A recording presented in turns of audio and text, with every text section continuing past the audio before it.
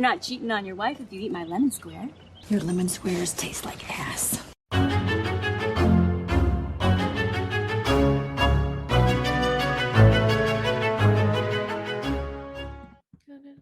Okay, welcome back to Horror Queers. We're doing an interview and it's very exciting. We're talking with the writers and directors of Alone with You, which is a brand new film that is coming out either shortly or is already out, depending on when you're watching this. A new queer horror film, by the way. Mm-hmm. Which is something we're always like delighted to see coming out. Always excited to see new films that are sort of breaking new ground. So, well, what we do is, we look at a lot of horror films through a queer lens and we try to apply a queer reading to it. But it makes it much easier when the film is explicitly queer. So actually, one of our first questions for y'all, though, is did you set out to tell a specifically queer horror story with this film? Or is this something that kind of happened during the writing process? Yeah, I mean, honestly, we approached this. This was made entirely during the pandemic. So this film existed in a way in a short film prior to the pandemic, but it was completely different. A short film that Justin had written called A Closed Door. It starred a male character, but other than being locked in an apartment, the short film was completely different. And then when we went into lockdown, we were like, okay, we want to shoot a feature. We shouldn't start from scratch. We should start with something, right? Because it takes time to gestate and really kind of develop. So we created Charlie. And the story of Alone with You has always been a queer story from day one. Partially because Emma Miles is one of my dearest friends in real life. She will be my maid of honor when we get married. Yeah, she's awesome. Wonderful. So we knew immediately we wanted her to play Simone. And then from that developed just every character in this film we decided needed to be female.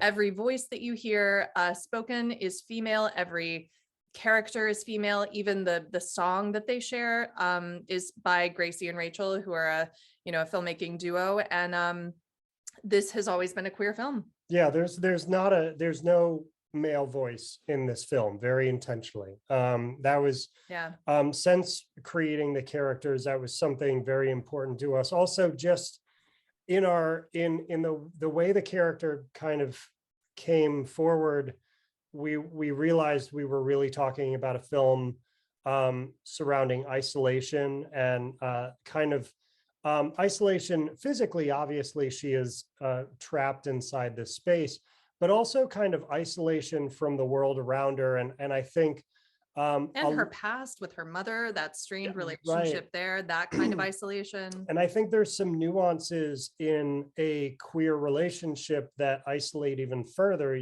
through those microaggressions through her mother, and that kind of really push you inwards and away from, I guess, the rest of the world or how they view you, so isolation was definitely a big part of this character as well.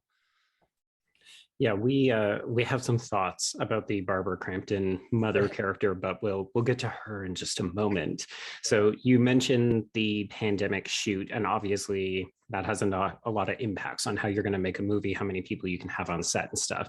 And I thought the way you got around that with having the single location in the apartment was really clever, but obviously it does have some constraints. So I'm wondering if you can describe what the experience of shooting in this tiny space was like, and how you ended up settling on specific details of the production design, because it feels like a very real setting, and I feel like it's loaded with a lot of important imagery. Like obviously we've got the crosses on the wall, we've got the pictures of the beach and stuff. So I'm wondering if you can talk about how you created this space and what it was like to shoot there. It was maddening to shoot there because we lived there at the time. So backstory, I had just moved in with Justin prior to the pandemic, thank God. Otherwise I wouldn't have, we would have been alone for the entire 2020. So thank God we lived together. But once I moved into Justin's space, which is just full of horror. Just Evil Dead posters, a life-size pumpkin head in the corner, awesome, the most awesome apartment, but you can't shoot that, otherwise you're gonna get sued. So Yeah. So basically when we were writing this film, I was like, honey, we have to take down everything. And he was like, no.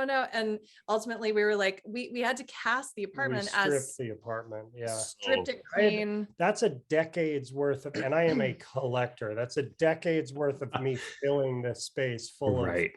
things we cannot shoot, you know? So Yeah, I mean, awesome. But and Justin did own all of the antiques, the crosses, the Satanist things, as Barbara Crampton calls Yes. them. All of those things Justin did own, but Yeah. we filled the walls with a bunch of photographs of myself and Emma that we had from our friendship. And then the shot of the beach Justin took when he went out to scout one day. So we blew that up. Everything is free of IP. We made sure of that. And we really just had to cast the apartment. We had to, it felt like we were living in someone else's home after we finished. And Charlie moves into Simone's world. So it it's had really to be Simone's apartment. it had to be first, Simone's yeah. apartment with bits of Charlie scattered throughout. And then more of Charlie kind of develops as you watch the film. But yeah, it was really maddening and helped me feel like I was going insane. That's for sure. Nice. I Okay. don't live on your set. It's not recommended. So I'm gonna backtrack. We're gonna go back to the Barbara Crampton character because there's a lot. I mean, she has like minutes of screen time in this movie, but watching it, I'm like, there's so many like little trigger words and, like you said, microaggressions in that conversation she has. Did either one of you pull from any personal experience, like to write that conversation? Because I feel like that's something where people, I don't know, non-queer people watching that, they can get the gist, but like it really strikes a nerve as a queer person watching that conversation and listening to it and being like, oh, I have 100% had this conversation before. Oh, did you eavesdrop on my conversations with my mother? Because some of that dialogue is spot on. Yeah. I mean, both Emily and I wrote that together, and it came from multiple different places.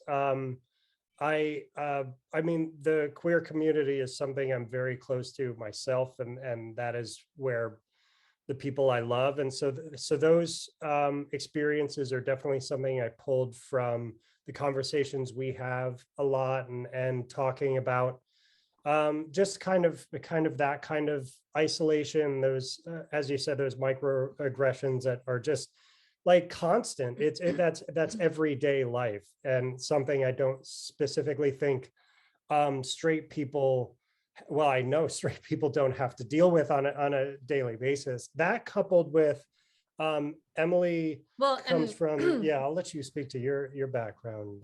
Yeah, no, for sure. So I grew up in the Bible Belt. So I grew up in a very, very Christian home, loving parents, and everyone is, bless their hearts, they're doing the best they can too. But that comes with a certain set of rules growing up, let's say. And I didn't fit into any mold when I was growing up either. So I was, I got my hand slapped a lot. And when I went to Hot Topic and I thought I was Wicca, when I was watching The Craft a lot and listening to, Nine Inch Nails, or, I was going to hell, and I was terrified, but I also was bucking against that. And so, I'm thankful to come to a place of like, a better place of understanding how that fed me and how that helped me develop as an artist. But growing up with that does kind of last with you. I have a lot of family that have different I guess rules for their life than we do. And that doesn't make them bad, it just makes it different. And so that really fed into writing this character. And it's a reason that Barbara signed on. She said, you didn't write this as like a cliche stereotypical villain. Right. She signed on because she loved that scene, because it does have nuance, and the mother, she's not wrong in a lot of senses. Charlie, that she has something that's important, she should send it to her, but it becomes this point of tension between the two characters. And from just focusing on a necklace, you can then kind of unfold what's really at the heart of this relationship. Well, that's, I mean, because Charlie, and I say this with love, but she has a unlikable characteristics. Like she is a flawed character, and like, you know, the scene when she's when she's talking to Simone, and like, you know, Simone is this is personal for me, because the scene with Simone is like, you know, these are not your friends, these are my friends, like you are invading my life. I have been the Charlie, like when I was younger in that scenario. So watching that, I was like, oh my God. But and again, I'm bringing it back to the queerness. That's what we're talking about here. But like, I think it comes from like, you know, feeling that isolation growing up as a queer person and being like, I need to latch onto any social circle I can get my hands on. But I can see some people being like, oh, well, she's kind of a bitch. Like she needs to do her own thing. Yeah, absolutely. Well, and we wrote her with that in mind, honestly. Like Charlie, she's come out with Simone. This is her first queer relationship, and she's really defining herself by that. And it's really important to her. But it was important for all these characters to be real people, and real people, you are not inherently good or evil, or we are all these mismatches of mistakes and glories and failures, and it was important for when, I mean, honestly, Charlie is flawed because Charlie is us. Like we poured ourselves into that character. Yeah, because that, I mean, Charlie is very much a collection of our own you know, fucking like nastiness and goodness and obsessiveness, and you know, having infatuation about someone. What is the difference between obsession and infatuation and love, and I feel where do you fit in there? Much like you say, like I've both been Charlie and I've been Simone, you know. I've been you know, I mean, I think what we really carry in common, and something that gets put into Charlie, is we both come from kind of small town mentality spaces and we're both creative people that have not kind of fit the mold so much. So both of us have often felt the other wherever we go. And I think that gets put into the character a great deal, is we had to write somebody that did not feel comfortable in any situation, let alone her own skin. And then, of course, the one place she thought she could find comfort in, she was being told she's too much, you know. And that's, I mean, I've felt that. Like I've been there. So yeah, same. Yeah. It's some pretty relatable content, obviously not specifically queer, but I do think queer people are going to get that extra dimension from it. And I hope so, yeah. So one of the other characters that I was really taken with, particularly on a rewatch, because Trace and I both had the opportunity to see the film twice. We saw it in a festival context, and then we watched it again for the interview. And I really gravitated to the character of Thea, the Dora Madison character this time around. Us too. Fun. I really like her because she's a great friend and also a really shitty friend at the same time. So, you know, she's good at telling Charlie, hey, your girlfriend is garbage and you should be coming out with me and like meeting other people. And of course, Charlie is isolated and she's not open to that kind of feedback. So Thea, in a way, is also not listening to her and not being that supportive friend. Like, and I think we've all been in relationships where after the fact, we find out all of our friends hated our partner and they're like, yeah, we tried to tell you, but you didn't want to listen. You're just like, thanks. But yeah, I guess I wonder how you constructed this I wonder how you constructed the character and how you managed to find that right balance between, oh, she's too annoying or she's actually being kind of sage. Thea her name comes from the Greek word for truth sayer. So Thea, I can't actually remember the lineage of that, but I can't say the big etymology. Etymology. I was trying to make it an adjective. No, I got you. But basically, like, trace it back, she means truth sayer. So yeah, basically we were just like, we're writers. We're writers, we know words. But she had to tell the truth, but at the same time, we, you know, and just someone who tells you the truth can be just like, go away. Like, she has to, if she's going to tell you the truth and she's going to be hard about that, it has to be funny. Like, it has to be engaging. And my God, Dora Madison is that just and we actually She's wonderful. She's so wonderful. And the funny thing is, we actually wrote that character modeled on Emma Miles, my friend Oh. Emma Miles, who plays Simone. Weirdly enough, that Thea's personality is much more much That's what closer Emma Miles is to like. Emma's real personality Well, in real so life. when we write, we kind of leapfrog through a script. So Emily will take a scene, I'll take the next one, but we'll go back and kind of work on the. Yeah. And That's cool. Thea's first scene I had, and I was trying to find, I mean, you have to start from somewhere. And I was like, I don't know why, but I just hear Emma in my head, because Emma is one of the most snarky, like quick, So funny. people. Like she's so on top of it. And so that's who I was writing. And I mean, Emily like immediately was like, oh yeah, and dug in. We both dug into that character. And honestly, I have to say, on the festival run, we thank God we worked Thea's character that way, and we gave Dora a ton of license to improv. There's more on the DVD, which is coming out in February as well, like bloopers of her, like she's got vodka popsicles at some point. Oh, no. She's the best. Great. But we always knew on the festival circuit, when we would be waiting backstage, we knew we could go get a cup of coffee. We knew we could relax when Dora came on screen, because the audience laughed every single time. We were like, okay, they're with us. Yeah. We can go get a cup of coffee and come back and do a Q&A. And yeah, so Dora Madison is a delight. And Dora had us dying. Like she sent us all the footage that, we worked through. And then, like she said, there's so much more that Dora just put in there that we're just like, that's I don't know if we can put this in the film. Like she's hilarious. She's absolutely a character, and brought so much to Thea. It was super fun. Yeah. Nice.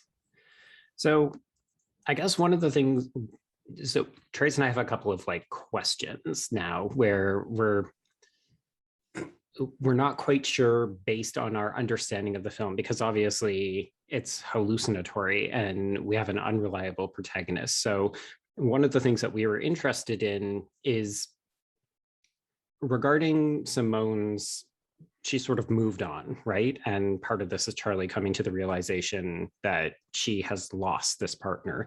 And it's maybe taking it a little bit too personally, but one of the issues that Trace and I have discussed in the queer community is that, and specifically the gay community, so this may not apply, but it's this idea, a fear of being left for a member of the opposite sex. So if you are in a gay relationship, you think, okay, it would be okay if they left me for another man if you're in a gay relationship, if they left me for another woman if I'm in a lesbian relationship.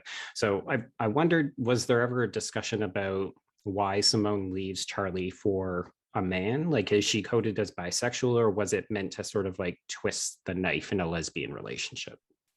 Honestly, it was, we bit worked of both.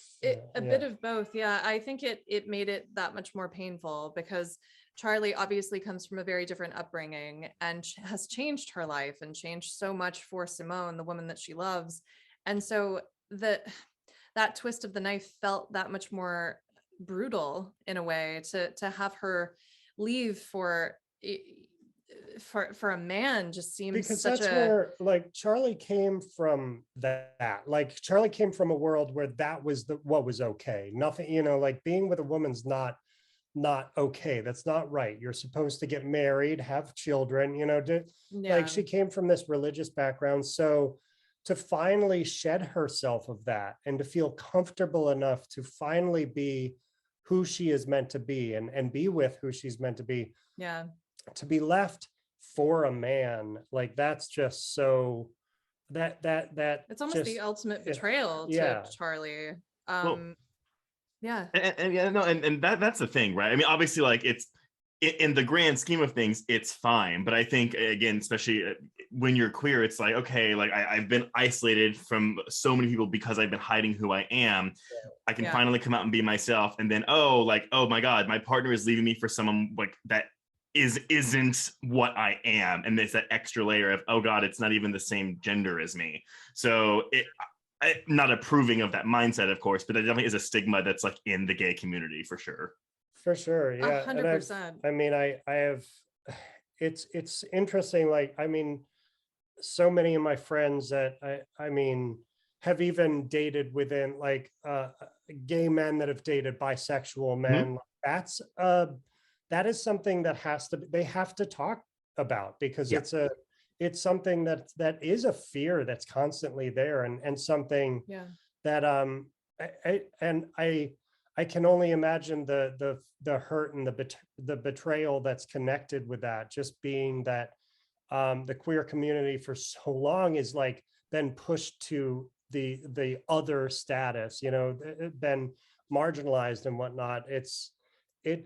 You know, as you said, I mean, it's something like being bisexual is natural. It's you know, so many people are that, but that's something that they have to talk about, because it's something a straight relationship doesn't have to, or don't think they have to worry about, right? It's uniquely terrifying, I would imagine. Well, and to go into Simone's character as well, we also wanted to write her as a collector. You know, she has that monologue of she collects.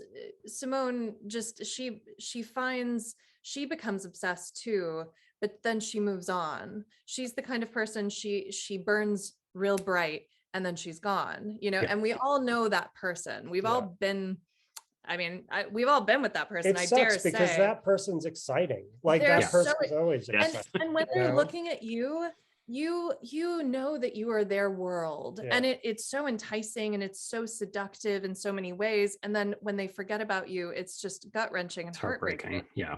And so we wanted to write that into Simone too. You can see Simone's apartment. She's a collector, but then she talks later about, in that monologue, of people are fascinating, the you know, their bones, even love. Like, she talks about collecting. She likes to take things apart. She likes to take people apart, and we all know those people too.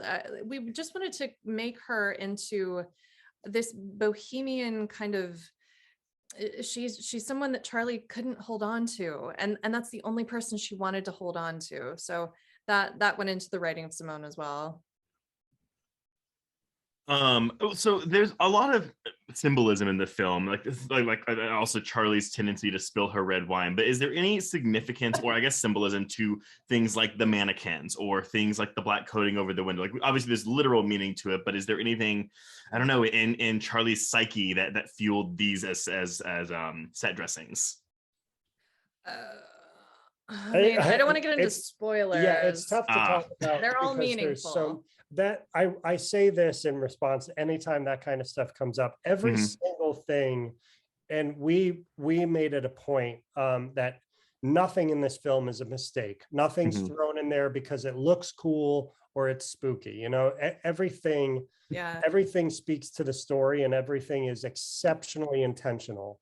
We made it a point to actually shoot chronologically to make sure we were always thoughtful around the space and understood where we were in the story, so we wouldn't accidentally make a mistake that might later on be misconstrued as a part of the story. Because I mean, heaven knows we've all seen those videos where people just pick every single thing of a film apart, and like what is it, 3 Men and a Baby, and like there's a ghost in the window and everyone's like, it's about a ghost. And you're like, they just forgot that cardboard cutout in the window, guys.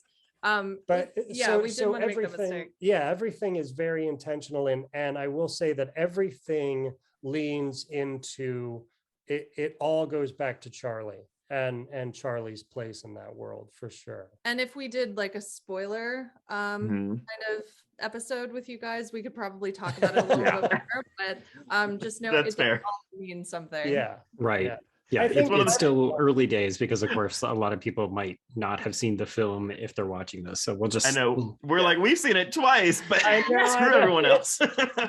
We can talk off camera. Part of the fun of the film is we really wanted it to be a bit of a scavenger hunt. Emily and I both really enjoy that type of film, because I think it really it draws an audience in, and it involves you with the film. Yeah. And so that's what we were like definitely hoping for. We want people to walk away and fight with one another over what one thing meant, or what you know. Right.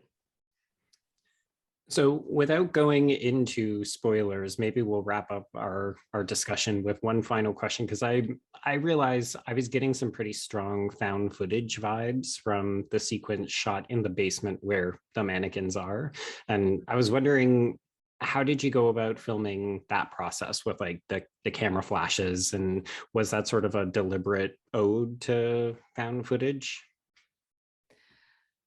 Yeah, I mean, we definitely, I mean, everything comes from what we love. And I know that Emily and I are both fans of found footage for sure. I love found footage done well. Found footage, I'm all about it. Yeah, I like think every time. Really what it was intended as is that we are visually supposed to get closer and closer and closer to Charlie's view of the world and where she is within it. So it definitely meant to go deeper into her viewpoint and what she is kind of experiencing as it went. So it definitely got more archaic. You see it it goes from very slow kind of smooth shooting to a much more handheld, wild approach. So it definitely has that. I guess it has that DNA in it for sure. Yeah, and again, this film is all from Charlie's perspective. So getting to that sequence, no spoilers, getting to that sequence is a nod towards Charlie's experience. And I might want to leave it there. Yeah, that's okay. Yeah, that's fine. That's fine. But yeah, I mean, at the end of the day, the shooting of this film was just as intentional as everything else. We talked a lot about how this camera was going to be used throughout it, because it had to, every step had to support the singular story that was being told, and the images and the way those images are presented was just as important as everything else. So hopefully, as you watch it, you realize this film evolves visually as it does within its story. Right. Well, I think that's probably a good place to wrap up then. But thank you all both so much for talking with us about this. It was actually really fun to revisit this too. I'm glad that people are finally going to get to see this. Oh, thank you so much. It means the world. Yeah, thank you so much for having us too. Yeah. Oh, our pleasure. Yeah. So everybody go and check out Alone with You. It's out theatrically February 4th and out on Blue and VOD on the 8th. Oh. Yeah.